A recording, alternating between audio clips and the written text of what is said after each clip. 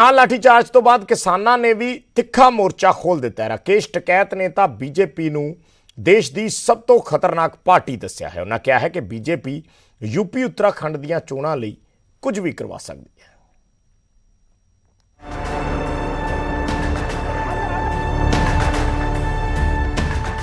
ਕਰਨਾਲ ਲਾਠੀਚਾਰਜ ਤੋਂ ਬਾਅਦ ਬੀਜੇਪੀ ਦੇ ਖਿਲਾਫ ਕਿਸਾਨਾਂ ਨੇ ਆਪਣੇ ਅੰਦੋਲਨ ਨੂੰ ਹੋਰ ਰਫ਼ਤਾਰ ਦੇ ਦਿੱਤੀ ਹੈ। किसान आगू राकेश टकैत ने वड्डा इल्जाम लाउंदियां बीजेपी ਨੂੰ देश की सब तो खतरनाक पार्टी करार दिता है। टकैत ने कहा कि उत्तराखंड ते यूपी ਦੀਆਂ ਚੋਣਾਂ ਜਿੱਤਣ ਦੇ ਲਈ बीजेपी कुछ भी करवा सकती है, इत्थों तक कि किसी वड्डे हिंदू लीडर का कत्ल भी करवाया जा सकता है। और आज भी जब भी उत्तर प्रदेश में अब चुनाव होंगे, किसी बड़े हिंदू लीडर की हत्या होगी, बचकर रहना जो हिंदू की बात करते हैं, ये आरएसएस के लोग आपकी हत्या करवाने का काम करेंगे। राकेश टकैत इत्थे नहीं रुके। राकेश टकैत ने इल्जाम लाया कि इस वेले देश दे विच सरकारी तालिबान दा राज है अते इन्हां दा एक कमांडर करनाल दी धरती ते दिखाई दिता सी। टकैत दा इशारा एसडीएम आयुष सिन्हा दे वल सी। टकैत ने बीजेपी नूं चेतावनी दिंदे कहा कि जेकर किसानां नूं खालिस्तानी किया जावेगा तो वो भी अगों सरकार दे लई तालिबानी शब्द का इस्तेमाल करनगे। ये सरकारी तालिबानों का पहला कमांडर करनाल की जमीन पे मिला है, आरएसएस का बंदा है और आईएएस अधिकारी बन चुका है। अगर हमको खालिस्तानी कहोगे तो हम आपको सरकारी तालिबानी कहेंगे। टकैत दे इस बयान ते बीजेपी किवें चुप बैठ सकती सी। बीजेपी ने किसान लीडरां ते तिखे निशाने साधे ने अते अजिहे बयानां नूं पीएम दा अक्स खराब करन दी साजिश करार दित्ता है। ਇਹ ਗੱਲਾਂ ਇਹਨਾਂ ਨੂੰ ਨਹੀਂ ਕਰਨੀਆਂ ਚਾਹੀਦੀਆਂ ਔਰ ਬੀਜੇਪੀ ਇਦਾਂ ਦੇ ਕੰਮ ਨਹੀਂ ਕਰਦੀ। ਬੀਜੇਪੀ ਐਸੀ ਰਾਜਨੀਤਿਕ ਦਲ ਹੈ ਜਿਹੜਾ ਕਿਸੇ ਇਨਸਾਨ ਤਾਂ ਇਨਸਾਨ ਜਾਨਵਰ ਦੀ ਹੱਤਿਆ ਦੇ ਵੀ ਖਿਲਾਫ ਹੈ ਔਰ ਇਹਨਾਂ ਨੂੰ ਇਹ ਸਮਝ ਹੋਣੀ ਚਾਹੀਦੀ ਹੈ ਔਰ ਇਹ ਦੇਸ਼ ਦੇ ਹਾਲਾਤ ਸੁਧਾਰਨਾ ਚਾਹੁੰਦੇ ਨੇ। ਇਹ ਰਾਕੇਸ਼ ਟਕੈਤ ਤਾਂ ਆਪਣੇ ਰਾਜਨੀਤਿਕ ਹਿੱਤ ਸਾਧ ਰਹੇ ਆ।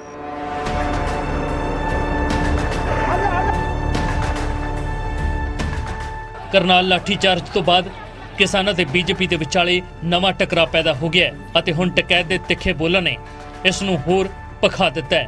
उधर किसान करनाल लाठीचार्ज के खिलाफ हरियाणा सरकार के खिलाफ मोर्चा खोल के बैठे ने अते एसडीएम आयुष सिन्हा नूं बर्खास्त करने की मंग कर रहे हैं। सिरसा तो नकल जसूजा की रिपोर्ट, न्यूज़ 18।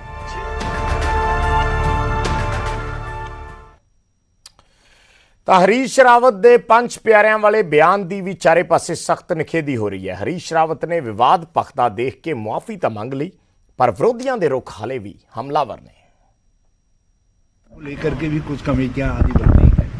तो मेरा दायित्व था कि मैं ऑनरेबल पीसीसी प्रेसिडेंट से और उनकी टीम से और हमारे पंज प्यारे हैं तो 5 लोग हैं तो उनसे राय परामर्श करूँ। हरीश रावत अपने पंज प्यारिਆਂ वाले बयान ਨੂੰ ਲੈ ਕੇ ਵਿਰੋਧੀਆਂ ਤੇ ਨਿਸ਼ਾਨੇ ਤੇ ਨੇ। ਹਰੀਸ਼ ਰਾਵਤ ਨੇ ਨਵਜੋਤ ਸਿੱਧੂ ਤੇ ਉਹਨਾਂ ਦੇ ਕਾਰਜਕਾਰੀ ਪ੍ਰਧਾਨਾਂ ਨੂੰ ਪੰਜ ਪਿਆਰੇ ਕਹਿਣ ਨੂੰ ਲੈ ਕੇ ਵਿਵਾਦ ਸ਼ੁਰੂ ਹੋਇਆ ਸੀ। ਵਿਵਾਦ ਭਖਦਾ ਤੇ ਆਪਣੀ ਗਲਤੀ ਦਾ ਅਹਿਸਾਸ ਹੁੰਦਿਆਂ ਹੀ ਹਰੀਸ਼ ਰਾਵਤ ਨੇ ਆਪਣੀ ਗਲਤੀ ਮੰਨ ਲਈ।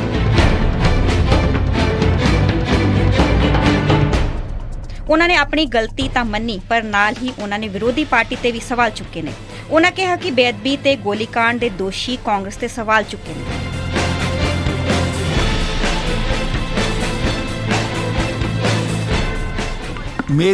मैंने तो एक सम्मानजनक उद्बोधन समझ करके वो शब्द कहा था, फिर भी मेरी बात से किसी का दिल दुखा हो, किसी का भी दिल दुखा हो तो मैं क्षमा मांगता हूँ। उधर श्रोमणी अकाली दल ने भी हरीश रावत के बयान की निखेधी की है ते मांग की है कि धार्मिक भावनावां नूं ठेस पहुंचाण दा केस दर्ज होवे। भाजपा पार्टी ने रावत के बयान नूं घटिया दस्सिया। इस करके मैं हरीश रावत जी नूं बेनती करदा कि ਇਹ ਕੋਈ ਮਜ਼ਾਕ ਦੀਆਂ ਗੱਲਾਂ ਨਹੀਂ ਹੈ। ਇਹਨਾਂ ਨੂੰ ਖੁਸ਼ ਕਰਨ ਵਾਸਤੇ ਇਸ ਤਰ੍ਹਾਂ ਦੇ ਤਖੱਲਸ ਯੂਜ਼ ਕਰਨੇ ਇਹ ਸਿੱਖਾਂ ਦੀਆਂ ਭਾਵਨਾਵਾਂ ਦੇ ਨਾਲ ਬਹੁਤ ਵੱਡਾ ਖਿਲਵਾੜ ਹੈ। ਔਰ ਮੈਂ ਹੈਰਾਨ ਆ ਹਰੀਸ਼ ਰਾਵਤ ਜੀ ਕਿੰਨਾ ਕੁ ਸੱਤਾ ਪ੍ਰੇਮ ਹੈ ਜੀ। ਪੰਜਾਬ ਦੀ ਜਾਣਕਾਰੀ ਤੇ ਨਾ ਬੋਲੋ। पंजाब कांग्रेस हरीश रावत ਨੂੰ ਬਚਾਉਂਦੀ ਨਜ਼ਰ ਆ ਰਹੀ ਹੈ। पंजाब कांग्रेस ਵੱਲੋਂ ਕਿਹਾ ਜਾ ਰਿਹਾ ਹੈ ਕਿ ਜੋ ਆਪਣੇ ਹੁੰਦੇ ਨੇ ਉਹ ਪਿਆਰੇ ਹੁੰਦੇ ਨੇ।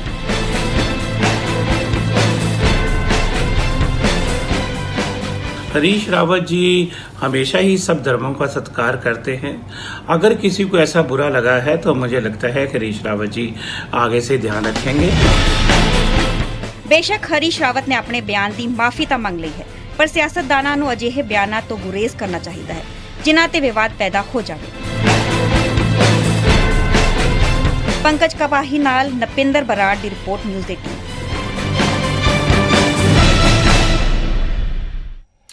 ਉਧਰ ਸ਼੍ਰੀ ਅਕਾਲ ਤਖਤ ਸਾਹਿਬ ਦੇ ਜਥੇਦਾਰ ਨੇ ਵੀ ਕਿਹਾ ਹੈ ਕਿ ਜੇ ਗੁਰਮਤਿ ਸਿਧਾਂਤਾਂ ਦੀ ਸਮਝ ਨਹੀਂ ਹੈ ਤਾਂ ਅਜਿਹੇ ਬਿਆਨਾਂ ਤੋਂ ਗੁਰੇਜ਼ ਕਰਨਾ ਚਾਹੀਦਾ ਹੈ। नहीं समझ है गुरबाणी दी या गुरमत सिद्धांतां दी समझ नहीं है, गुरबाणी शुद्ध पढ़न दी जिहड़ी जांच नहीं है, तो फिर गुरबाणी पढ़न तो जिहड़ा वो गुरेज़ी करना चाहिए। नहीं बोलनी चाहिए गुरबाणी। गुरबाणी बोलते वक्त गुरबाणी दी जिहड़ी शुद्धता दा ख्याल रखिया जाना, गुरबाणी दे जिहड़े है गुरमत सिद्धांतां मुताबक अर्थावली दा ख्याल रखिया जाना और गुरमत सिद्धांतां दे अनुसार ही गुरबाणी नूं संदर्भ दे विच जिहड़ा है वो वरतिया जाना बड़ा। ਇੱਕ ਦਲਿਤ ਮਹਿਲਾ ਸਰਪੰਚ ਦੇ ਨਾਲ ਕੁੱਟਮਾਰ ਦੇ ਮਾਮਲੇ 'ਚ ਐਸਸੀ ਕਮਿਸ਼ਨ ਨੇ ਡਿਪਟੀ ਕਮਿਸ਼ਨਰ ਅਤੇ ਐਸਐਸਪੀ ਤੋਂ ਜਵਾਬ ਮੰਗਿਆ ਹੈ ਕਿ ਹਾਲੇ ਤੱਕ ਇਸ ਤੇ ਕਾਰਵਾਈ ਕਿਉਂ ਨਹੀਂ ਹੋਈ। 23 ਮਈ ਨੂੰ ਦਰਅਸਲ ਇਸ ਮਹਿਲਾ ਸਰਪੰਚ ਦੇ ਨਾਲ ਬਦਸਲੂਕੀ ਹੋਈ ਸੀ। ਵਿਜੇ ਸਾਂਪਲਾ ਜਿਹੜੇ ਐਸਸੀ ਕਮਿਸ਼ਨ ਦੇ ਚੇਅਰਮੈਨ ਨੇ, ਉਹਨਾਂ ਨੇ ਪੰਜਾਬ ਪੁਲਿਸ ਦੀ ਕਾਰਗੁਜ਼ਾਰੀ ਤੇ ਸਵਾਲ ਚੱਕੇ ਨੇ ਔਰ ਜਵਾਬ ਮੰਗਿਆ ਗਿਆ ਹੈ ਐਸਐਸਪੀ ਤੇ ਡਿਪਟੀ ਕਮਿਸ਼ਨਰ ਤੋਂ।